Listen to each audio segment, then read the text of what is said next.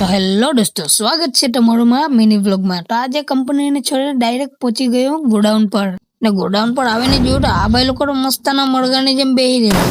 લે મને જોઈને એક મરઘો ઉઠી ગયો ને ઠંડી તો મને બી લાગતી હતી ને તડકો બી મસ્તાનો હતો એટલે મેં બી અલગ ખાડે બેસી ગયો। પછી જગ વાળીને મારો માસ્તર કહેવા લાગ્યો કે ચાલો હવે બહુ બેસી લીધું, હવે થોડુંક કામ કરીએ। તો પછી મેં તો નીકળી ગયો કામ કરવા માટે। પછી ગોડાઉનમાં આવીને જોયું તો મારો માસ્તર ને મારા દોસ્તાર બધા અહીંયા ગાડી આવીને બેસી ગયા। પછી તો મેં બી અહીંયા ગાડી મારા દોસ્તારની રાણી ઉભી રહેલી હતી એટલે મેં બી એના પર બેસી ગયો। પછી જગવા રહીને એ લોકોને ખબર પડી કે આપણે કામ કરવા આવલા હે બેહવાની, એટલે પછી અમે તો લાગી ગયા કામે। જો આ બધું ડપચર અમારે હરખું કરવાનું છે, એ બધું કામ પટાવ્યું એટલે પછી ગાડી આવી ગઈ, એટલે પછી અમારે ગાડી ભરવું પડ્યું ને ગાડી બી પાછી ખાવાના ટાઈમ પડે જ આવી।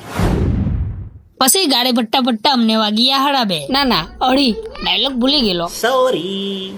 ને પછી અમે જરાક આરામ કર્યો ને પછી પાછું અમે કામ કર્યું ને પછી નીકળી ગયા ઘરે જવા માટે। ચાલો મળીએ નેક્સ્ટ વ્લોગમાં।